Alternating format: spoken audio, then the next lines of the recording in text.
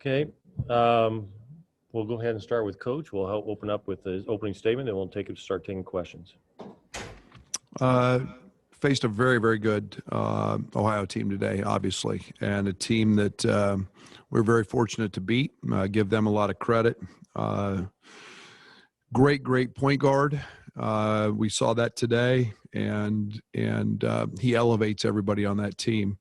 And then Vanderplas is a skilled, high IQ guy, and they had a great opportunity to win the game. We were very fortunate, and again, it's I'm excited. Good teams find a way to win games with good players. DeMonte Williams, without question, was the player of the game. Not just because he made a three or got 10 rebounds. It was his energy. It was his desire. It was very frustrating for me as a coach in the first half to have him in foul trouble and not have the flexibility to move some different lineups around with him. But again, and Io does what he does, and that was huge. But I thought we got really solid play on the defensive end. We did what we wanted to do. Was this is a team that took 31 threes yesterday. They've been living and dying by the three. And, we kind of took the approach we did against Michigan last year and trying to take threes away. And for the most part, we did that. We let Preston get going. He had 3 in the first half, but none in the second. And again, a very good team. This will be a team that wins a lot of games in their league. Okay, we'll start with questions with, we'll go Rob, Derek Piper, and Brandon to start off. Go ahead, Rob. Brad, I assume that this game went almost perfectly from a coaching perspective, that you won and a lot of lessons were learned. Are there any particular lessons from individuals or for your individual players that stood out to you? Well, I think your approach has to be, we've got to learn from this. I mean, 3 games in 3 days, and your average margin of victory is, I don't know what it was, 50 some. And if you think you're going to do that every single time, we obviously got a very good basketball team who's extremely well coached and has a plan. And, you don't get layups. And then you have to execute. And it did go perfect. It was we found a way to win it, and we got tested. We learned a lot. I'm extremely frustrated with our turnovers. There's something that we've got to get out of our system, and they're mental. But our approach wasn't great this morning at shoot-around. I get it. We're getting up at 5:30, 5 o'clock every morning to go test. It was quick turns, but it was for them too. And they played like a veteran team, and we played a little bit uninspired. You saw their energy, and today was a day that I've told our team this from all fall. There's going to be no exterior motivation. If you're one of those guys that needs a outside motivator, then you're going to really get exposed in this deal. And they had a lot of energy, and we sure could have used our crowd, but we didn't. And that's why DeMonte Williams, player of the game. I get it if you don't want to criticize anybody individually, but I'm curious if there were if you remember any moments from the game where a guy saw something, learned from that moment. Well, I think there's all of them. I'm frustrated with our turnovers. I think there's, we told our big guys that they were going to rake, what we call a rake, and that's dig hard on them. We told, we've got to, as a collective group, we've got to run better offense. We get so impatient, and maybe that's that maybe goes back to the first 2 days. We scored so easy, and that's not real basketball. This was, and so we've got some things we got to clean up. Yeah. Thanks, Brad.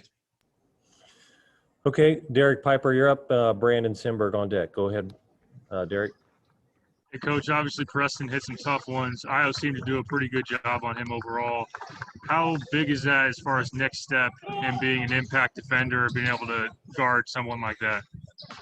We've got 2 of them, and that's a nice deal to have. And we were just as concerned about Roderick as we were Preston. And I thought the job that Ace and Trent did on him, because he elevates those guys. And when those guys make threes, they're lethal. And that becomes one heck of an offensive team. And but yeah, Io did an outstanding job. He always rises to that challenge. And again, you saw what good players do. They make hard shots and they make big shots. And Preston's one of the best guards in the country. He's an NBA talent, and there's no doubt that Io did an outstanding job. But good players are going to they find a way, and we couldn't speed him up. That was the one thing that I'm so impressed with him is he never got sped up. So we got some work to do in terms of challenging him at the rim. But again, a good player, made a lot of shots. You guys were in a lot of close games last year, had Io hit a lot of those big shots. What did you notice about the first time your team faced adversity and just down the stretch in those moments, what the huddles were like? I'm really, really proud of them. I mean, I'm extremely proud. We were down 8. And, and it was nobody pointing fingers, nobody, being critical of anything. It was all about, we've got this, we're tough, we're an everyday guy, it's what we practice for.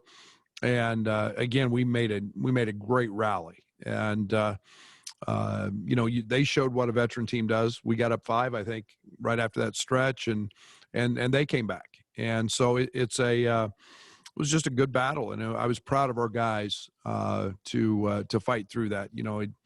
At some point earlier in my tenure here, that would have turned into probably a 20-point loss. Thanks, Coach. Okay, Brandon, you're up, and then Joey Wagner on deck. Go ahead, Brandon. Hey, Brad, 7 seconds left. You guys have the ball under your own basket. Did you know they were going to press, and was that the shot that you were hoping to get out of that scenario?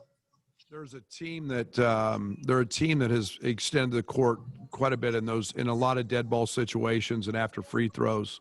We thought that they would. We put DeMonte at the half court line, and the play was then to 8 seconds is an eternity, and they couldn't foul. So when we saw him pick up full man, we just kept the same play. We thought they might be in their 1-2-2. But we have just a little back pick screen play that we run, and you get Io DeSumo going downhill with that kind of speed. There's no doubt he was going to get to the rim. I think there was 2.5, 3 seconds left, but DeMonte set a perfect screen, cleared him up, and he was to the rim. They had to foul him. And then Ohio ran a lot of high ball screens today against your bigs. So how would you assess their pick and roll coverage today? It's got to be better. It's got to be better. We got turned sideways a lot, trying to maybe block too many shots. And when you get a kid that's 6'4" and got length and he's a great finisher. He threw a bunch of them up over the top of Kofi. And that's not what we do. We try to stay square and take him in the chest. And we've got to continue to work on that. We got to get better at that.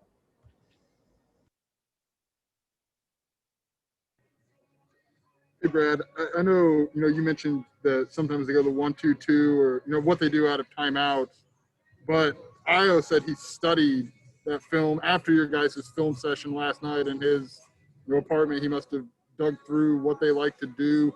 At this point, I'm guessing you're maybe not surprised by that, but what does that say about Io to continue to dig in even when he leaves the confines of Ubben? Yeah, Coach Gentry and Neil Gonta and Quay Jones, those guys have all put together an app that we use and we have on our phones, and it has all of our plays. It has our scouting report, and it has clips and film and video, and that's what it's there for, is for those guys to study and to look at personnel, to look at tendencies, to look at what teams do. And, there's no doubt, Io's a student of the game, and winning's important. So he pays attention to a lot of that and as do a lot of our guys. And then for DeMonte to step into that 3 to get you guys within 1 point and sets all this up, confidence-wise, how far has he come, or maybe where is he at in terms of taking that shot? And I'm assuming it's good for you to see. Probably a better question for DeMonte. my confidence in him has never waned because I know how hard he works. I know how well he shoots it. And, like I said, I mean, he's what was he, 3 of 4 today? And I mean, you go back to the end of last season, that's why we were playing so good, was his ability to make shots and space the floor, and it opened everything up. And, he's becoming a big time threat. And so, and then with his ability to pass, and I think he had 7 assists in one night. And then, you start getting 10, 12 rebounds. That's pretty productive night. So I feel pretty good about the way DeMonte's playing right now. Okay, Tyler Cottingham, you're up. Jim Cotter on deck. Go ahead, Tyler. Coach, you mentioned earlier the players don't need necessarily external motivation. That said, the Ohio bench was noticeably chirpy in this empty gym. And by contrast, the Illinois bench was conspicuously quiet until about midway through the third quarter, right before you went on that 9-0 run. Was that a conscious reminder of the coaching staff to maybe pick it up on the bench side of things? You just said it. That's why DeMonte's our MVP, because he had it, and everybody's got a job to do on our bench, and that'll tell you about where we were at mentally, along with our free throw shooting. That's about how excited we were to play today, and that's unacceptable. And that's we've got to remedy that, and we've got to be better. Again, give Ohio credit. That's a veteran team who was playing a top 10 team, and they had every desire to come in here and beat our ass, and almost did.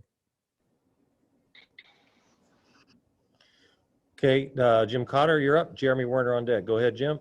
Hey, Brad, I've just got a strategy question. I know with that next to last possession when Ohio came down, you had a timeout to give, but decided not to use it. Then they took the lead. Then after they came down and Trent was fouled and then hit the free throws, then you decided to use it. Was that the way you wanted to play it all along, or what was the mindset going into that? I always love to have a timeout to make for a defensive substitution when there's time left in the game. We run plays, we practice those situations all of the time. And, sometimes it's better. Some teams just get it out of the net and go. I wanted to make sure if we didn't substitute or have the right guys in that we were set, that they had to face our set defense. And so I always try to leave one, knowing that if I need to burn one, for a defensive substitution or just to control it. That's what I wanted to do. I think I answered that the right way you wanted me to answer that, or the question. Okay, thanks, Jim. Jeremy, you're up. Scott Ritchie on deck. Go ahead, Jeremy.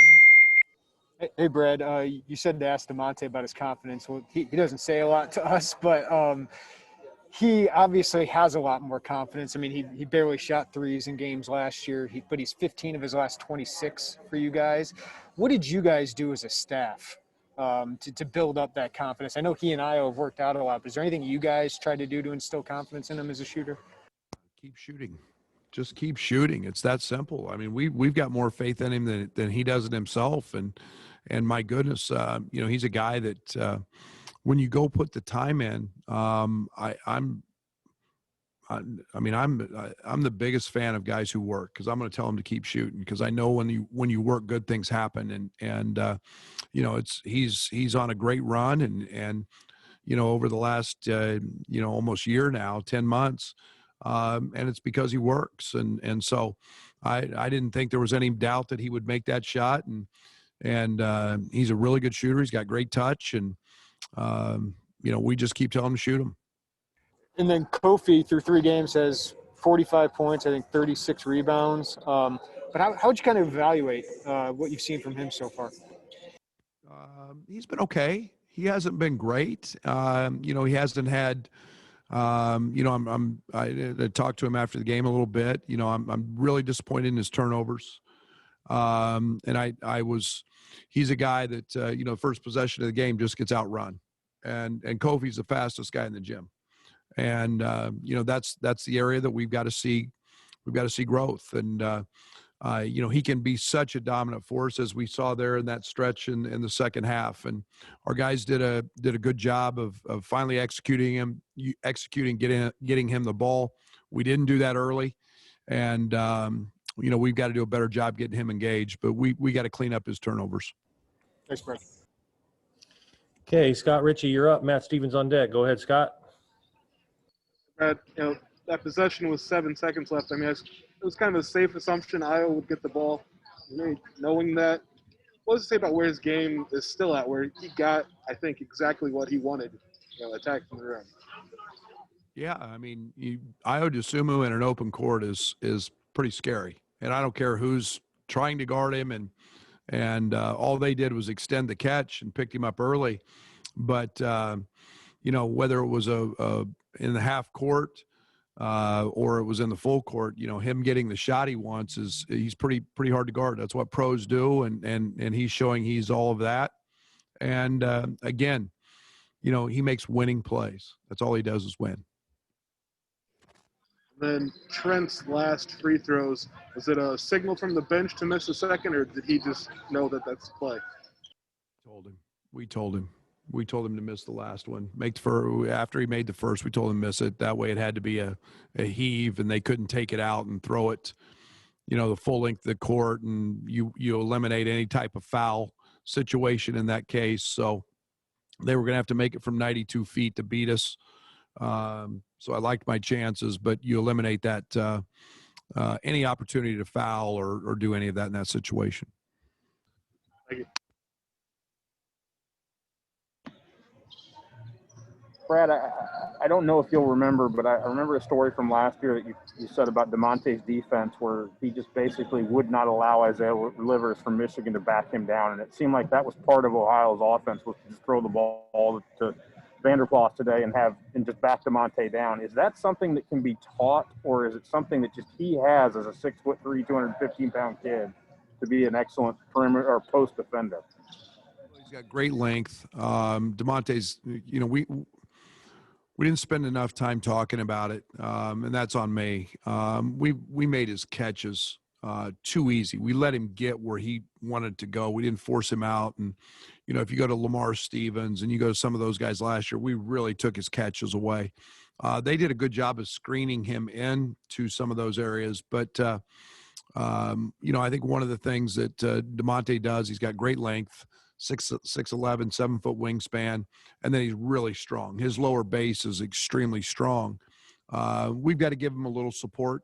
But again, going into tonight, we were worried about, them spraying it. He and Preston are such good passers, and those other guys, when they get going shooting threes, now it becomes a real problem. So, again, we'll work on that a little more, and we'll get a little better at it. And lesson learned after tonight or today. And today, this week, was the first time you kind of saw the Georgie Kofi front court. Is that something you feel like you can get a lot better at, or just get a little bit more comfortable with, or is that something that was done in an emergency situation today? Practiced that quite a bit, and we're trying to. We've had Jermaine out with the hand, and so our practices, have been those two banging against each other, and Georgie probably a little more at the 5, but we have practiced a good decent amount with G at the 4, and that's something we've got to get back to in terms of our execution piece, because we should have went right back, and I didn't do a very good job. We should have went right back. We went late to G in a post up, but we've got to get Georgie the ball on the post against anybody's 4-man. It's a great matchup for him. Thanks, Brad. Appreciate it. Okay, we've got Kedrick, and then we'll finish up with Brad Sturdy. Go ahead, Kedrick. Hey, Coach, going back to turnovers, you told us yesterday that, they're a part of the game and you accept that, but the carelessness is what bothers you. From a college basketball standpoint, what's a good amount of turnovers that will be acceptable for you during the game? I think last year, late, we were turning it over 7-8 times a game, and that's where I'd like to be now. Granted, in our first 2 games, tons of possessions. You expect a little bit more. it's the type of turnovers that I'm trying to. I don't have any problem with aggressive turnovers, but when we keep having the same repetitive turnovers, whether it's a travel by a certain player, or whether it's putting the ball down, or it's getting the ball knocked out of our hands, those are sloppy. Those are toughness and mental toughness things, and we've got to correct those. And we didn't make those last year. And and Io had a bad one late in transition. An underhand scoop pass in transition with people running down the middle of the floor, and those are careless. Those things are things that we can't make and continue to do. But it's early. We got a lot of basketball left. We got a lot of things to clean up that way. But it's not necessarily the amount as many as just the carelessness. And I don't mind an aggressive turnover. Okay, thank you. Okay, Brad, and then we'll have one last question from Rob. Go ahead, Brad. Hey, Coach. When you get a guy like Preston who is going off like that, you talked about not wanting the other guys to get off from three, but what adjustments do you make as the game progresses in trying to slow a guy like that down in those ball screen situations? Yeah, we actually doubled him twice to get it out of his hands, and Vanderplas hit a three, and then we didn't cover on the backside of a roll, and they got a lob. And again, that's what good players do. So we let him get north and south too much. We've got to. That's on me. We've got to get him forced sideways. His mid-range game and floater game is really good. But again, we chose not to really stunt off those 3-point shooters and live or die with that. And we almost died. But again, that's a credit to him. Brad, I'm sorry if you addressed this before. We've all seen Jeff Bowles a lot over the years. What history do you have with him?